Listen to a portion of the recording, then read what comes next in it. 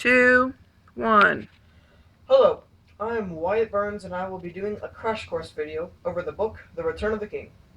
Just to give you a brief summary before I talk about the major parts of the book, it starts on a continent called Middle-earth, and just like in the Hobbit series, it starts off with a hobbit.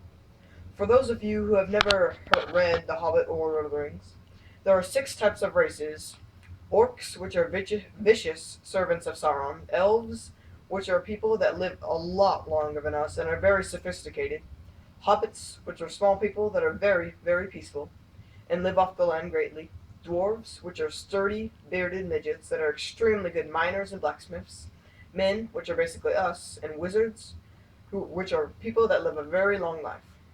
They only remained on Earth until the Third Age and have magic powers. So, back to what I was saying.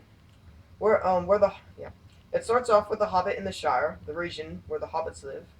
His name is Bilbo, and without him knowing it, he actually has this really powerful ring called the One Ring, or the Ring of Power. The ring that if a Dark Lord Sauron could get, no one in Middle-earth would be able to beat him. This is all in the first book, The Fellowship of the Ring. To speed things up, in the first book it is mainly about the free people, everyone but orcs since they're not free, assembling to set up a group of people to travel through Mordor, which is where the Dark Lord Sauron is, and throw the ring into the fires of Mount Doom, where the ring was created. Once they assembled the group, it consisted of four hobbits: Frodo, Sam, Merry, and Pippin; two men, Boromir of Gondor and Aragorn of the Rangers of the North, of the Rangers of the North, and one dwarf, Gimli, and an elf named Legolas, and one wizard named Gandalf the Grey. So they set off on their journey, and eventually the fellowship is broken after they are all separated, it's like a bunch of dramatic stuff.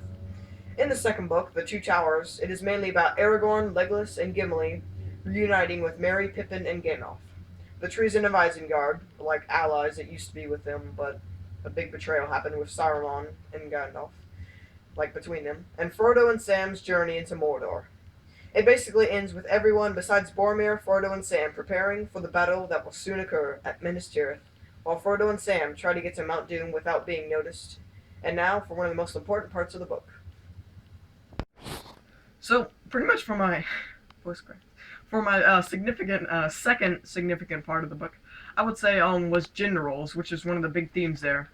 In Lord of the Rings and The Return of the King, they pretty much treated women as like stay at home, don't fight, don't go to the wars. And then pretty much, I would say this is like my mother's part, where my mother's favorite part of the book or movie is where Eowyn, she's the nephew of Theoden, the king of Rohan. He's like leads them into battle at the battle of Minas Tirith.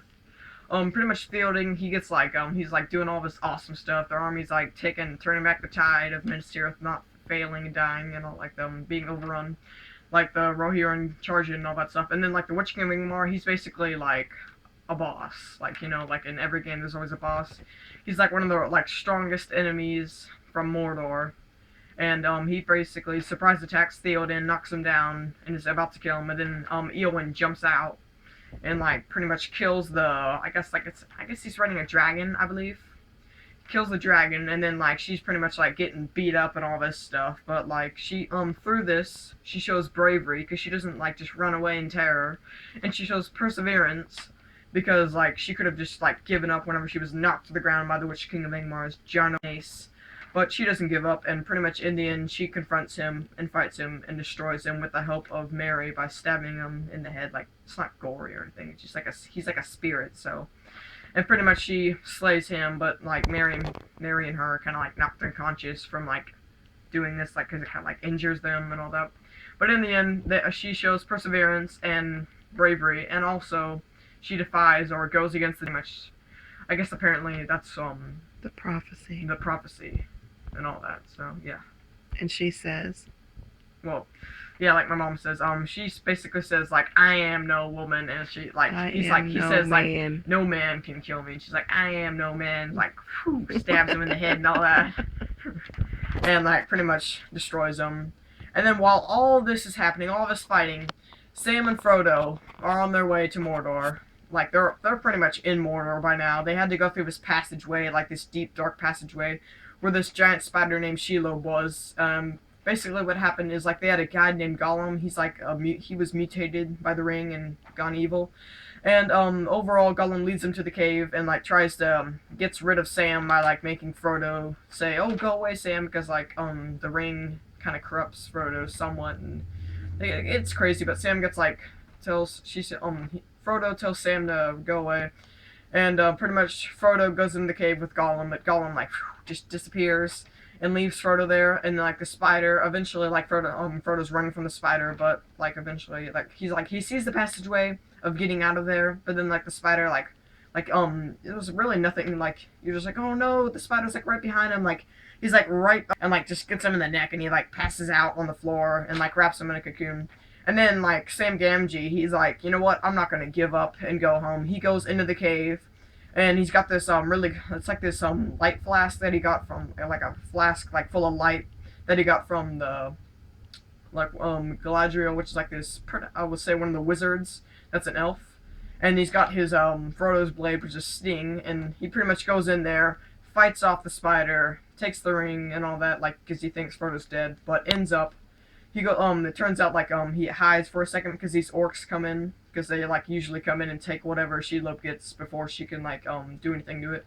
And they find the Hobbit and all that. They take it to this Barad-dûr, or no, yeah, it's another tower that's in Mordor. And so Sam's like, oh, he's not dead and all that. So Sam goes in there and like pretty much kills all the orcs. So he's like a boss and all that. Saves Frodo, and they start going up there. They pretty much start traveling up the mountain to Mount Doom. And there's this big conflict between Gollum and the corruption of the ring, and that's pretty much, you'd have to read the book or watch the movie to find out what happens. So through this video, I've shown that there are many themes, and some I haven't covered, but there's like plenty of them out there. Bravery, perseverance, hope, that's a big one also. And there's gender roles, and then there was also the time period that this was written in. So I believe that I'm an expert of this book because I pretty much know like almost everything that there is about this book. So yeah, thank you for watching, and that's all.